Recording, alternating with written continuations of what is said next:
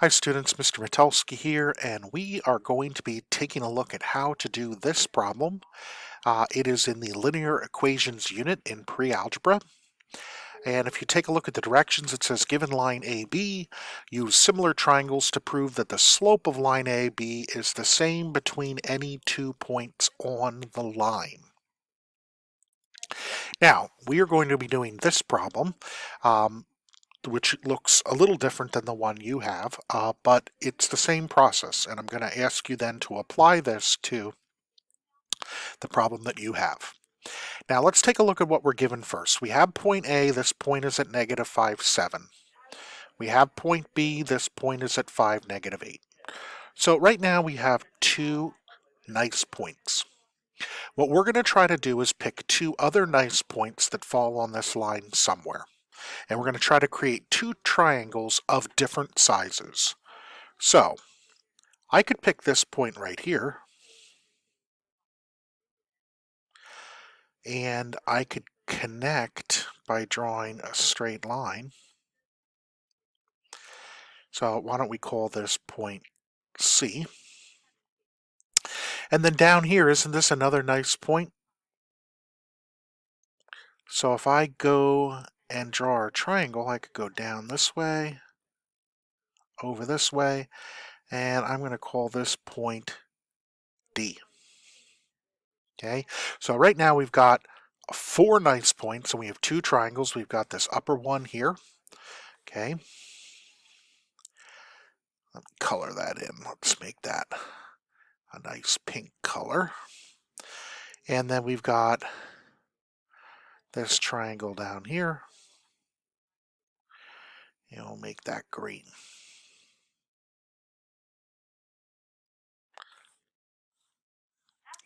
Alrighty. So now step one took care of it. Step two, we want to try to list the pairs of corresponding angles and proportionate sides.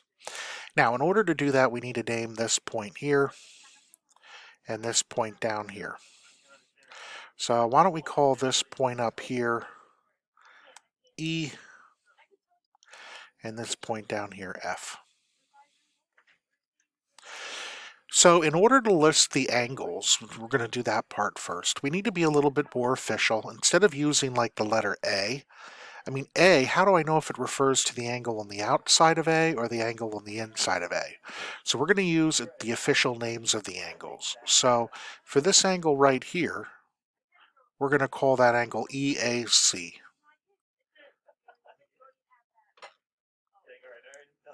And EAC should match up with this angle down here, which is FDB.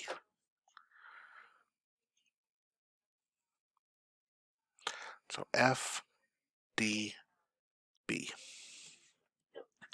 we're going to keep going and do the next one. So this one here, angle C, really is angle, we can call it ACE.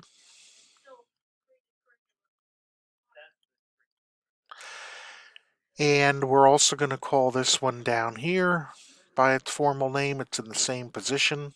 So DBF.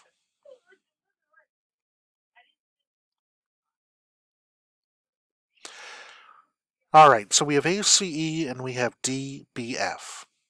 All right, now we also have these right angles here, and we actually can call them just by their one letter names because there isn't anything around them. So we can say angle E and angle F. So those are our corresponding angles of pairs. We've got three pairs, this pair here, this pair here, this pair here.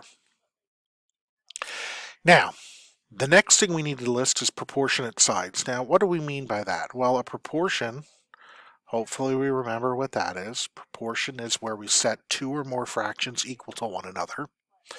And we're going to look at the side. So if I look at side, for instance, AC,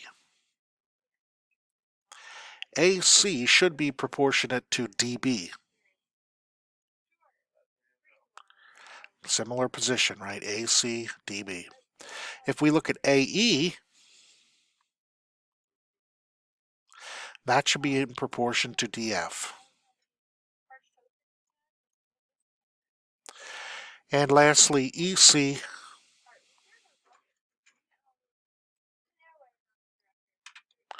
should be in proportion to FB.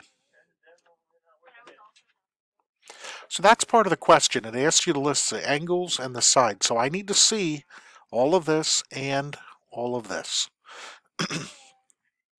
Now the last thing is we're going to use the slope formula to show that each hypotenuse has the same slope. So we're going to use points A and C first to find the slope. So the slope of AC. Now A is negative 5, 7. And C is negative 3, 4. So if I use the slope formula, that on the top it would be 4 minus 7. And on the bottom it'd be negative 3 minus negative 5.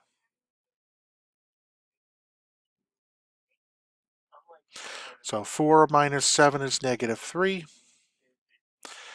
Negative 3 minus negative 5 is 2. So that means that the slope of AC is negative 3 over 2. We also then have to find the slope for DB.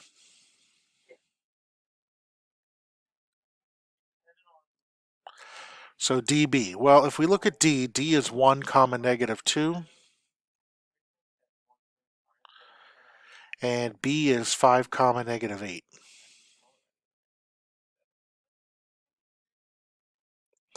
So again, when we plug these in, we take our y2 minus y1, that's negative 8 minus negative 2. And on the denominator, 5 minus 1. So negative 8 minus negative 2, that gets us negative 6. 5 minus 1 is 4. If we simplify, or sometimes people say reduce, technically it simplifies. So if we simplify by 2, we get negative 3 over 2. Do you see how this slope here and this slope here are the same exact things? So that's what I need to see in your explanation in order to receive full credit. Good luck.